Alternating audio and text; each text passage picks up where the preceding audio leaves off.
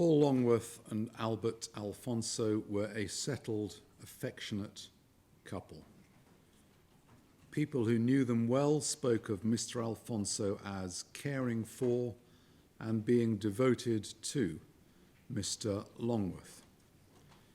They lived together in a comfortable flat in West London, where their neighbours thought well of them. It was their tragedy that you, Yostin Mosquera, came into their lives and on the 11th of July last year killed them both. I now have to sentence you for these premeditated and thoroughly wicked crimes. The only sentences I can pass are of life imprisonment. I have to either set a minimum period before you can apply to the parole board for release, or order you be detained for the rest of your life. If I pass a minimum term, I must deduct the period you've already been in custody, 466 days. The statutory surcharge applies. I can only proceed on any factual basis if I am sure of it. You are a Colombian national, and as such you will be deported if you are ever released. You came to know Albert Alfonso through a sexual relationship the two of you had. It was transactional in that he paid you, but it was legal and consensual. Mr. Alfonso invited you to visit him in London, and in June last year you came for the second time. You were well looked after, with a trip to Brighton, gym membership, language lessons, and trips to bars, all arranged and paid for by Mr. Alfonso. You began to research the value of the flat which Albert Alfonso owned, and no doubt that seemed to you a vast amount of money. It was naive to think you would ever be able to sell the property after Mr. Alfonso and Mr. Longworth were dead, but I'm sure you hoped to do so. Computer searches show that you also began to consider ways to get rid of your victims. On the 18th of June, you investigated buying a chest freezer, obviously as a place to store their murdered bodies.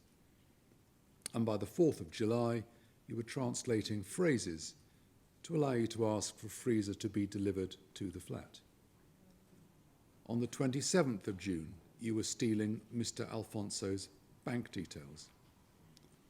On the 8th of July, you researched where to hit someone on the head to kill them. Around midday on the 8th of July, you murdered Paul Longworth. He was 71, a retired handyman, a harmless, amiable person who had done you no wrong. He and you were both in the flat. You probably placed a plastic bag over his head before, I am sure, delivering a series of savage blows with a hammer. When you had killed him, you hid his body under his bed and no doubt made some basic efforts to clean up before Albert Alfonso came home from work. At about 10 p.m. that same day, you murdered Albert Alfonso. He was 62, a hard-working man who had shown you kindness and generosity. You and he began one of your sex sessions as you'd done before. When he was kneeling, you took the knife you'd hidden nearby and very deliberately cut his throat. His brutal killing was captured on the various cameras he habitually set up to record your sessions together. He put up some resistance, but he was caught unawares by a younger, stronger man, and you were able to cut his throat and push his body to the floor. You then danced with pleasure at what you'd accomplished and immediately set about trying to empty his bank accounts.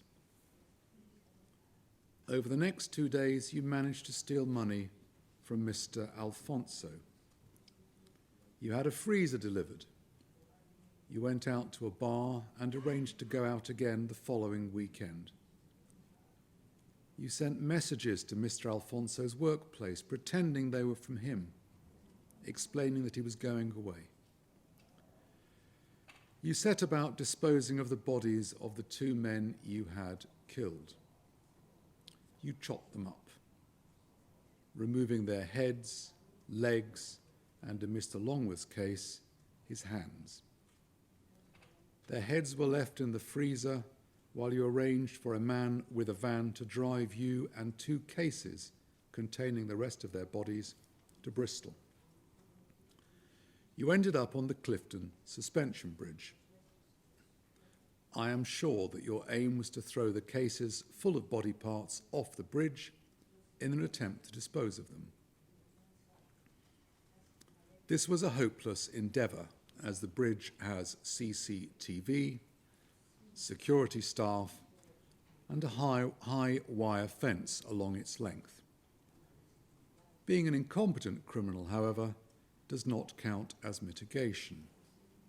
When challenged, you fled. I am sure your plan was to return to the flat in London and carry on disposing of the evidence of your crimes. You had asked a young couple you met in Bristol if the trains back to London ran all night, and you'd arranged to go out for a drink in London the next weekend. Instead, you were arrested at Temple Mead Station. Since your trial, I've ordered a psychiatric report. It's been completed by Dr. Bernard Chin and Dr. Norma Estrada, to whom I express my thanks. It concludes there is no diagnosed mental state that amounts to mitigation. The doctors noted as traits that you are capable of being charming and charismatic. You grow bored easily, and at times you tell lies. Dr. Chin noted features of you that match the International Classification of Diseases definition of personality dysfunction, namely self-centeredness and a lack of empathy. Anyone who witnessed your trial will have no difficulty in accepting all those findings. Within the doctor's detailed and careful report is an account you gave to them of witnessing the killing of other children when you were at school in a town in Colombia. One when you were 10 years old, another when you were 14. The doctors have not shied away from finding you were at times dishonest when speaking to them, but there is no suggestion that the history of witnessing the violent deaths of other children was untrue. Dr. Estrada's view is that while those experiences did not inhibit your ability to reason or exercise self-control during these offences, they may have shaped the way you view violence. Dr. Estrada has the advantage of being a native Latin American Spanish-speaking forensic psychiatrist with regional familiarity of Latin America. Although it is a slight finding expressed in cautious terms, it may be it provides some partial explanation for your callous and brutal conduct in killing 2 harmless older men. As an adult, you are responsible for your actions, but being exposed to such trauma as a child proffers some mitigation. You are now 35 years of age. You had no previous convictions either here or in Colombia. That is a significant piece of mitigation, though a shadow is cast over it by 3 other offences for which I passed sentence this morning. Your laptop contained thousands of appalling pictures and films of the gross sexual abuse of very young children.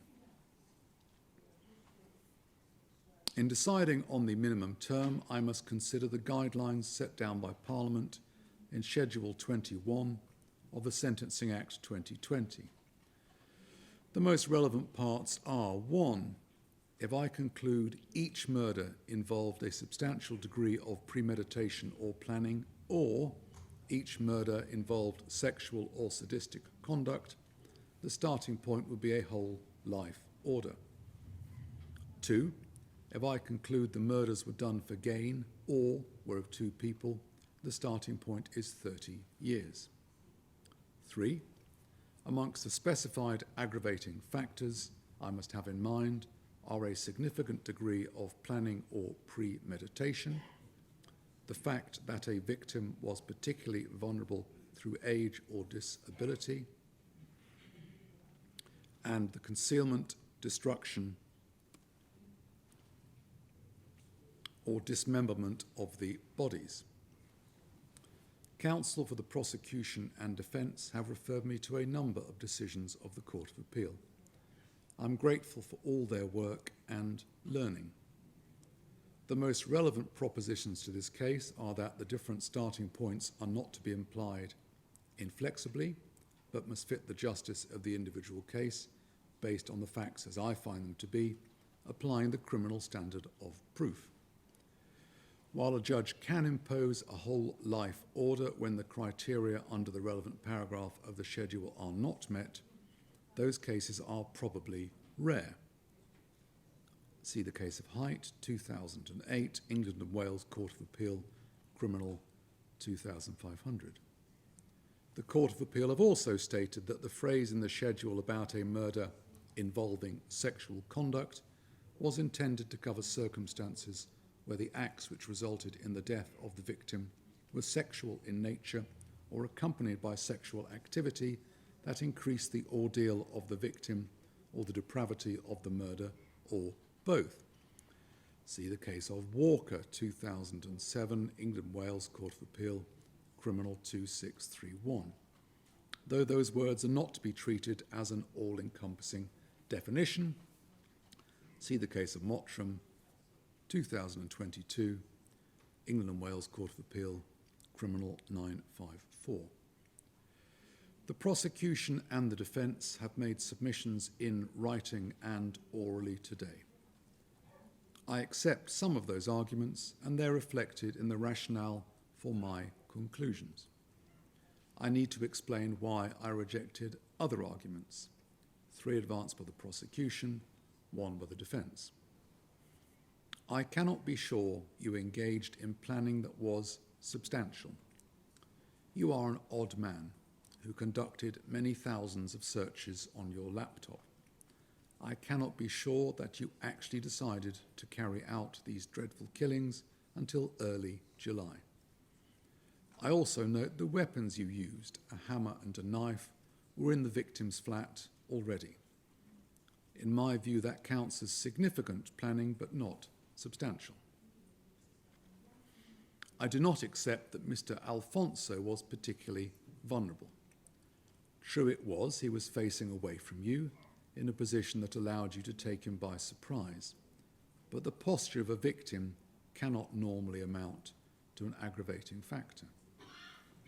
3, the fact you and Mr. Alfonso were engaged in sexual activity does not meet the test explained by the Court of Appeal, whereby a killing involves sexual conduct. This was the regular way you and he conducted yourselves, and that fact does not make the crime worse, dreadful though it was.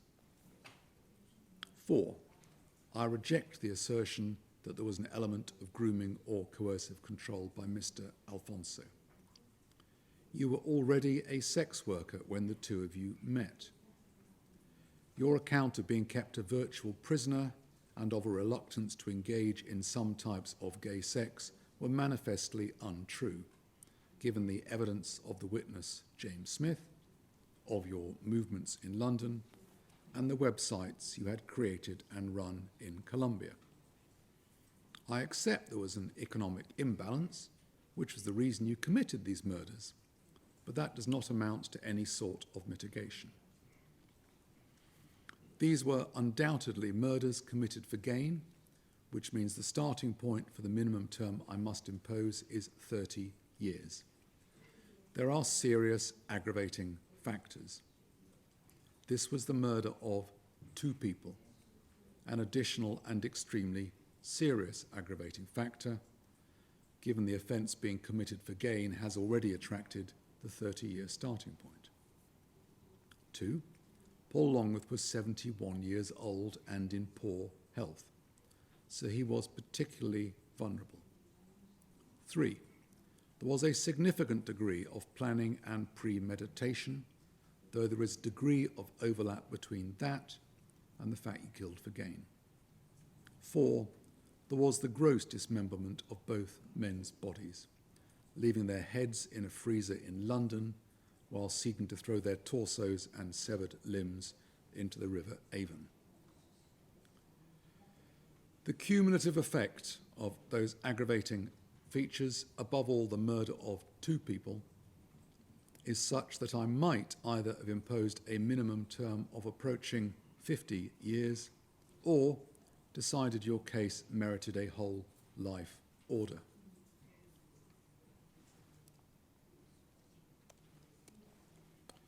However, I draw back from those outcomes because of your lack of any previous convictions here or in Colombia, and because of the mitigation that you may have been brutalised when, as a child, you saw the murder of other children.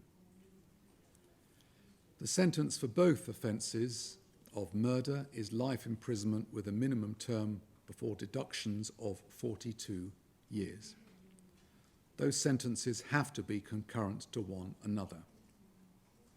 I stress that is a minimum. You may never be safe to set free. I deduct the days already served.